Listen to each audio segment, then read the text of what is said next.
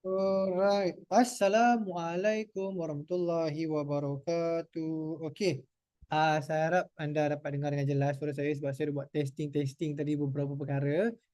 Okey, so dalam Zoom kali ini saya baru-baru ni saya ada terdengarlah satu apa dia bukanlah podcast tapi dia macam lecture. Dia satu lecture yang diupload di laman YouTube yang dia punya perkongsian tu sangat menarik dan saya rasa saya nak share dengan anda semua.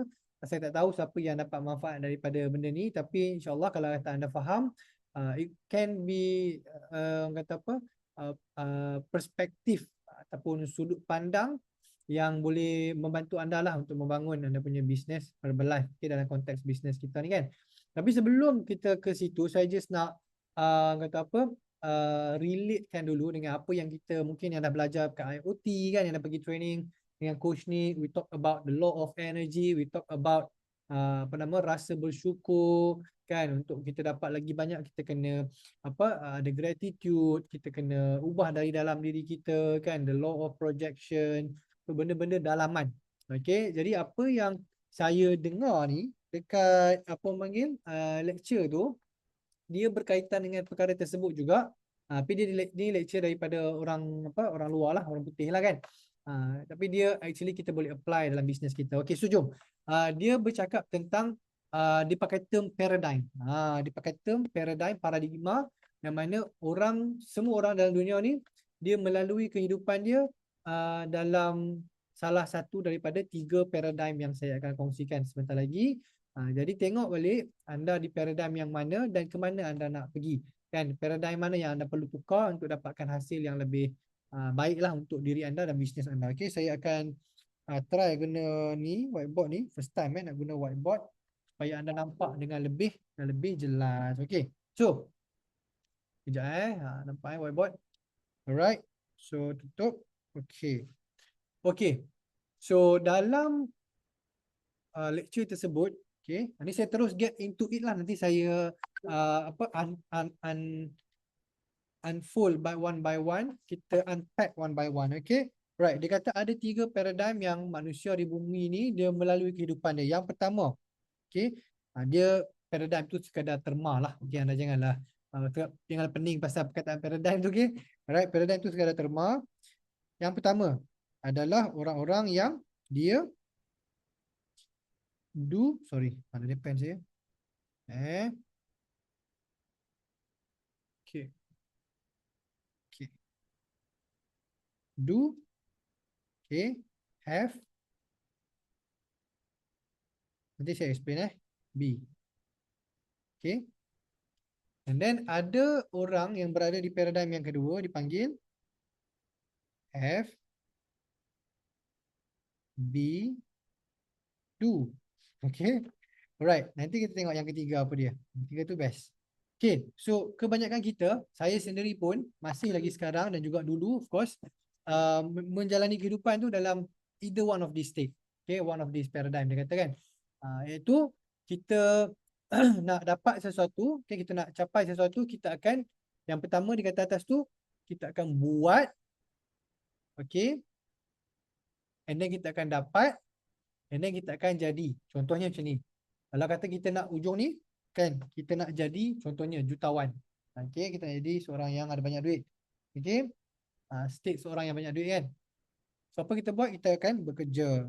Bekerja dulu. Okay, lepas kita bekerja, kita dapat gaji, kita dapat untung, profit kita kan. Lepas tu, ujungnya baru kita jadi. Okay, which is fine. A lot of people out there kat sini kan, yang mana grinding, yang mana hustling, yang mana apa, ramailah di luar sana kan, yang buat business sampai tak tidur malam, benda semua, they are in this state. They can be successful, they will be successful kalau dia betul letak effort dia, ikhtiar dia kan. Allah itu maha adil kan, Allah itu maha adil. So dia ni adalah orang-orang yang betul-betul bekerja keras and memang boleh berjaya. Okay, so a lot of people are here. Okay, and then there's also people yang berada dalam yang kedua ni. Okay, have, be, do. Yang ni hati-hati sikit. Sebab orang yang di have, be, do ni, dia kena ada dulu. Okay, sorry, have, do, be. Balik. Okay. Betul. Okay. Dia kena ada dulu. Okay, saya explain Lepas tu baru dia nak buat. And then last kali baru jadilah. Okay. Orang yang dalam have, be, do ni, dia menunggu. Dia banyak menunggu. Dia menunggu waktu yang sesuai. Dia menunggu ada masa. Dia menunggu ada duit lebih baru dia nak apa nama ni buat sesuatu. Kan? Dia menunggu dia ada di sini dulu. Dia banyak menunggu. Dia banyak menunggu ada masa, ada duit, ada apa kan? Ada orang dan sebagainya. So there are a lot of fear and sometimes they got stuck. Sebab dia banyak menunggu untuk ada perfect time. Okay. Lepas dah ada, okay, baru dia buat. And then bila dia buat, baru jadilah. Perasan Okay. So, sometimes kita pun termasuk juga. Kita alternate. Kita akan ter-alternate di dalam paradigm ini. Tanpa kita sedar kadang-kadang kan. Okay, so jadi kita kena aware lah. Jaga kita punya pintu di kotak fikiran kita. Tengok, oh kita sekarang ni dekat yang mana satu. Okay. So orang yang nombor 2 ni, dia slow sikit progress dia daripada orang yang atas tadi. Atas tadi dia buat, dia grind, dia hustle. Kan? Dan dia dapat, dan dia jadi. Okay. And yang paling best adalah based on apa yang kita belajar dekat IoT dan sebagainya kan. Okay, kejap Okay.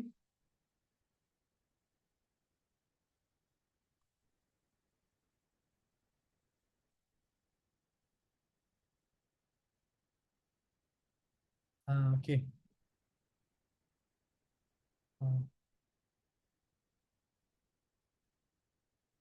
Gitu. Okay, baik. Baik. Untuk yang state yang terbaik, okay, adalah orang yang macam mana tau? Dia be first, then dia do, then dia have. Okay, right? So dia be itu maksudnya apa? Contohnya, dia nak jadi seorang jutawan. Okay. And langkah pertama yang orang-orang ni buat, dia faham dah tentang nak jadi jutawan. I kena jadi jutawan dulu secara dalam. I kena ada tabiat-tabiat seorang jutawan. I kena ada kata apa, personality seorang jutawan. I kena ada karakter seorang jutawan. So they become, themselves become the jutawan first, kan, walaupun belum have lagi. Become dulu. Kan? Become, berfikir bagaimana jutawan berfikir. Ataupun presiden team kan, kita berfikir macam mana cara seorang presiden team berfikir. Macam mana karakter. Kan? Macam mana kerajinan. Macam mana keistiqomahan dia kan. Consistency dia lah kan. So they be first, and after that they follow dengan ikhtiar. Okay, they do, and then they will have. Okay, have ni jadi orang kata apa? Dia jadi byproduct saja. Kan, bila dia dah build karakter, dia buat kerjanya, kan, hasil tu dari segi income, dari segi PIN, dari segi apa benda, bonus, apa semua kan, benda-benda tu akan datang dekat depa ni. Okay, depa tak mengejar. Okay, depa mengubah diri, melakukan action dalam state yang betul, and then hasil-hasil ni datang dalam bentuk byproduct. These things come to them. Okay, so state yang kita nak jadi, based on apa yang anda dengar saya ceritakan tadi kan, adalah state yang ketiga. Okay, yang ketiga tu. So yang pertama bagus. Okay, cuma dia penat sikit. Dia akan burn out, dia akan rasa penat sebab dia banyak bekerja dulu. Kan?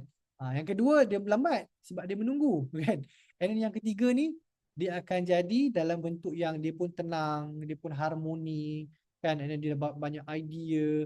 And dia rasa lebih produktif, lebih efisien bila dia bekerja tu. Sebab dia state berubah dahulu. Feeling datang dahulu. Kan? The energy come first. So this is something yang saya rasa sangat menarik kan, dan apa nama ni, something yang semua orang boleh apply. I think it's very practical also. Very practical. Anda boleh tengok dalam kehidupan seharian anda di tempat kerja ataupun dengan apa bisnes anda kan. So just look back and where are you at right now in your business or in your life. Which paradigm? 1, 2 atau 3? Okay, so itu saja guys. Saya pun tak nak lama-lama. Saya just benda ni melekat dalam otak saya beberapa hari ni. Saya just nak keluarkan, nak share dengan anda. And insyaAllah more kita akan share dekat focus group kita akan datang ni. Nanti kita akan maklumkan. Okay, itu saja guys. Harap bermanfaat. Assalamualaikum. Bye.